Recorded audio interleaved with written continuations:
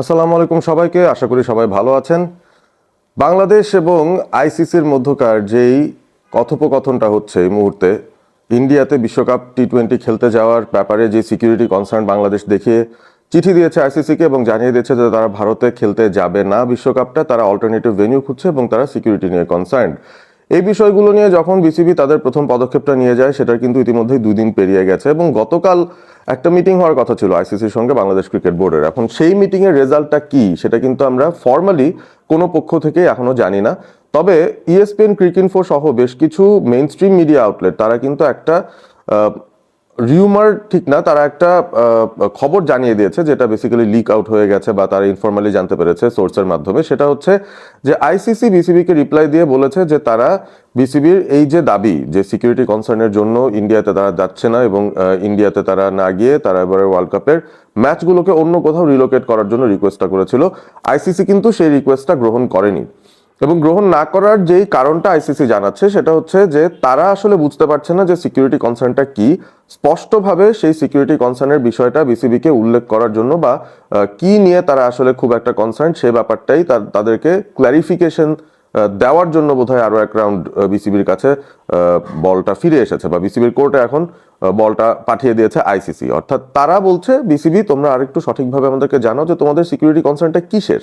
মানে এটা কি ওই যে মিডিয়া যেভাবে বলছে যে ওখানে গেলে সমস্যা হবে, যে থ্রেটগুলো আসছে নিউজের কাছ থেকে, মানে এই জিনিসগুলাই কি থ্রেট নাকি অন্য কোনো লেজিটিমেট কোনো থ্রেটের নিউজ আছে বা কোন ধরনের থ্রেট নিয়ে আসলে কনসার্নটা আছে বিসিবির? কারণ এখানে আরো একটা ব্যাপার আইসিসি নাকি যুক্ত করার কথা বলছিল যে ইন্ডিয়াতে গিয়ে খেলতে হবে, আর না হলে ওয়াক ওভার হিসেবে বা পয়েন্টস ড্রপ হিসেবে কাউন্ট হবে বাংলাদেশের ম্যাচগুলো। এটা কিন্তু আইসিসির একটা স্পষ্ট জবাব, এখনো পর্যন্ত বোঝা যাচ্ছে তারা সেই স্ট্যান্সেই আছে যে এখন খেলার যে পরিস্থিতি বা এখন যে টুর্নামেন্ট প্রিপারেশনের পরিস্থিতি, যেখানে অলরেডি বিভিন্ন মাঠের যে খেলাগুলো হবে সেগুলোর টিকিট বিক্রি করা শুরু হয়ে গেছে, টিকিট অনেকে কিনেও ফেলেছেন। সো ওই দিক থেকে লজিস্টিক্যালি এই ছোট বা কম সময়ের ভেতরে ব্যাপারটা চেঞ্জ করা নিয়ার টু ইম্পসিবল একটা ব্যাপার বা খুবই খুবই কঠিন একটা ব্যাপার। এখন ওই জায়গা থেকে আইসিসির নমনীয় ভাব কিন্তু কোনোভাবেই আসছে না এবং এটা এক্সপেক্টেডই ছিল আই গেস, কারণ ICC is dominated by the Indian cricket board এবং সেখানেই তাদেরই কত মানুষজন ইনভলভড আছেন, হ্যাঁ, including Jay Shah and also. আমার মনে হচ্ছিল যে এমনিতেও বাংলাদেশ যখন একটা স্ট্যান্ড নিয়েছে, এই জায়গা থেকে ওই বিশ্বকাপে ওয়াক ওভার দেওয়ার সিচুয়েশনটাই আসার সম্ভাবনা সবচেয়ে বেশি ছিল যদি বাংলাদেশ তাদের সিদ্ধান্তে অটল থাকে। এখন ঘটনাটা হচ্ছে যে আইসিসির যে জবাবটা সেটা আবারও রিপিট করি। প্রথম কথা হচ্ছে আইসিসি বিসিবিকে বলেছে যে তোমরা তোমাদের একটা কারণ জানাও, সিকিউরিটি কনসার্নগুলো কি কি সেগুলো লিস্ট আউট করে আমাদেরকে জানাও স্পেসিফিক্যালি। মানে কোনো উড়ো খবর না যে আমরা জানতে পেরেছি বা আমাদের মনে হচ্ছে আমাদের উপর হামলা হবে, ব্যাপারটা এরকম না। স্পেসিফিক কোনো যদি সিকিউরিটি থ্রেট থাকে, কিসের থ্রেট সেগুলো সেগুলো জানাতে বলা হয়েছে। এবং এছাড়া বলা হয়েছে যে ইন্ডিয়াতেই যেতে হবে খেলার জন্য, কারণ এই ভেন্যু শিফট করার এখন আর কোনো উপায় নেই। এবং যদি ইন্ডিয়াতে বাংলাদেশ না খেলতে যায় সেই ক্ষেত্রে ওয়াক ওভার হিসেবে পয়েন্টসগুলো কাউন্টেড আউট হবে এবং প্রতিপক্ষ অটোমেটিক্যালি সেই পয়েন্টসগুলো তারা পেয়ে যাবে। এইভাবেই নাকি বাংলাদেশের পার্টিসিপেশনটা হবে এবারের বিশ্বকাপে যদি তারা ইন্ডিয়াতে না যেয়ে খেলতে পারে।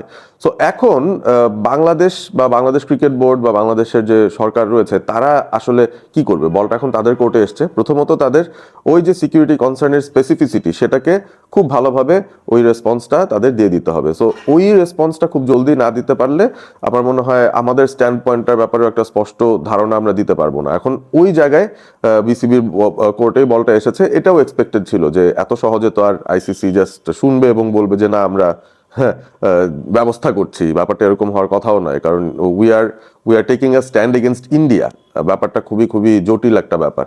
তো যাই হোক, এখন বিসিবির কোর্টে বলটা তাদের এখন একটা ফিরতি অফিসিয়াল চিঠিতে বা অফিসিয়াল একটা নোটিফিকেশনে যেতে হবে এক্সপ্লেনেশন দিয়ে যে কোন টাইপের সিকিউরিটি কনসার্ন। এবং এই জায়গাটার মধ্যে ডেফিনেটলি শুধু প্লেয়ারদের সিকিউরিটি সাইড করলে হবে না, এখানে বাংলাদেশ থেকে যারা ফ্যান্সরা যাবে তাদের সিকিউরিটি নিয়ে কথা বলতে হবে, যে মিডিয়া কর্মীরা যাবেন তাদের সিকিউরিটি নিয়ে কথা বলতে হবে। সর্বোপরি যে কোনো বাংলাদেশির ইন্ডিয়াতে এই মুহূর্তে কোনো সেফ প্যাসেজ আছে কিনা বা সেফলি তারা সেখানে গিয়ে মানে কোনো ধরনের সমস্যায় পড়বেন না, এই ব্যাপারটা কি নিশ্চিত করা যাবে কিনা বা এই ব্যাপারের কনসার্নগুলো নিয়েই আসলে বাংলাদেশের এন্ড থেকে, বিসিবির এন্ড থেকে এই অ্যান্সারটা যাওয়া প্রয়োজন।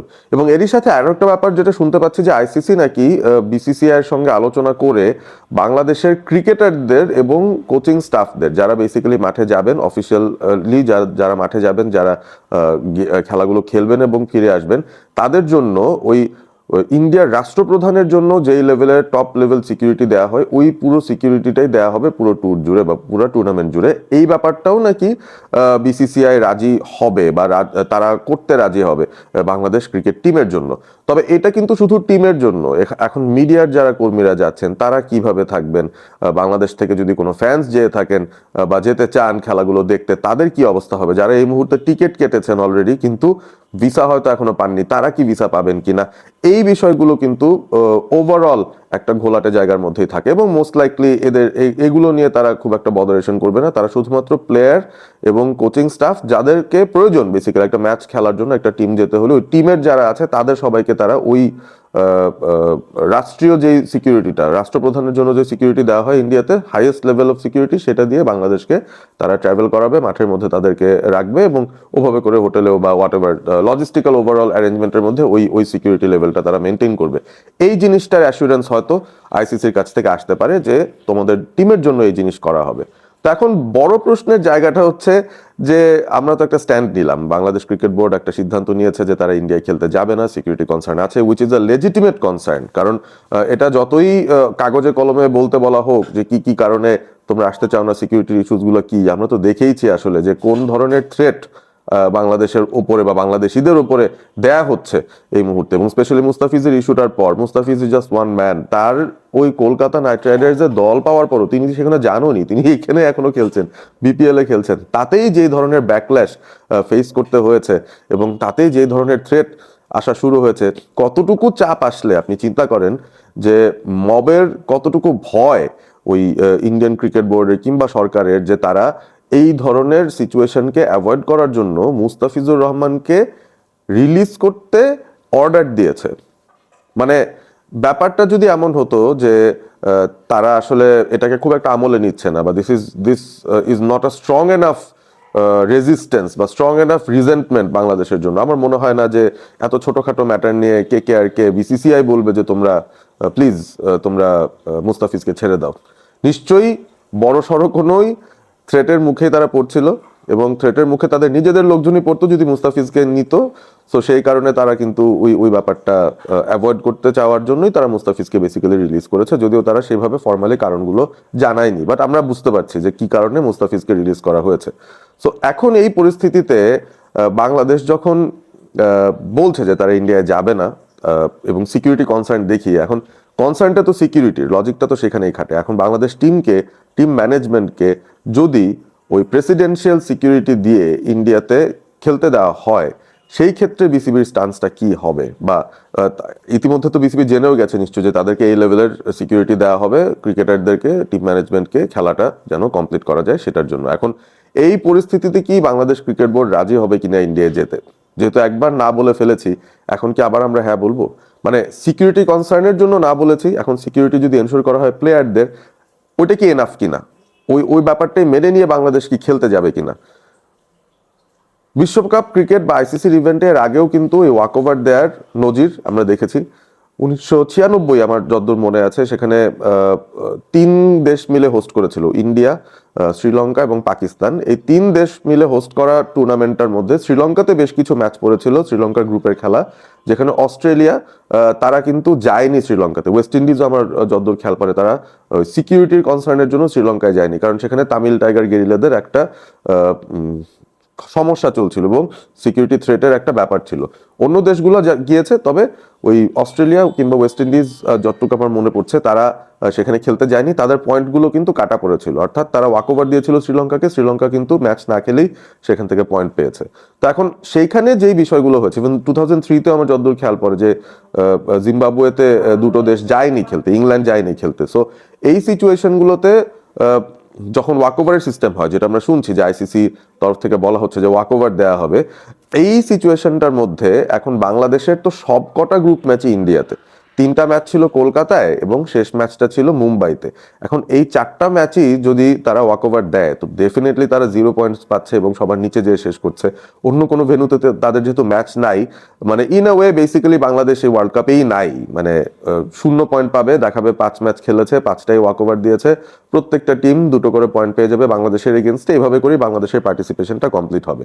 এখন আমার প্রশ্ন হচ্ছে, আইসিসি যদি ওয়াকওভার সিস্টেমটাই রাখে, সেই ক্ষেত্রে বাংলাদেশ যে বিশ্বকাপে পার্টিসিপেট করছে সেটার জন্য যে তাদের রেভিনিউর শেয়ার আছে সেটা কি তারা পাবে কিনা, নাকি সেটার থেকেও তারা বঞ্চিত হবে, সেটাও কিন্তু একটা প্রশ্ন। কারণ বাংলাদেশকে রাখা হবে, দেখাবে তারা পার্টিসিপেট করছে, কিন্তু তারা ওয়াকওভার দিচ্ছে। সো এখন এই সিচুয়েশনে হোয়াট আর দ্য রুলস আমি সঠিক জানি না, যদি সঠিক জেনে থাকি আরেকটু আপডেট যদি পাই আপনাদের জানানোর চেষ্টা করব। This will be interesting also, কারণ শুধুমাত্র যে যাচ্ছি না সেটা একটা প্রতিবাদের মতো, বা আমাদের ডিগনিটি আমরা ধরে রেখে আমরা যাবো না ইন্ডিয়াতে, সেটা ঠিক আছে, কিন্তু এখন ফিনান্সিয়াল ধাক্কাও কি আছে কিনা সেটার সাথে, ওইটাই বেসিক্যালি আমরা আরো জানতে চাই as fans, as people associated to sport. দেখা যাক সেটার ব্যাপারে কোনো আপডেট যদি আসে নিশ্চয়ই আপনাদের সঙ্গে আলোচনা করব। তবে ওভারঅল এই বিষয়টা কিভাবে দেখছেন?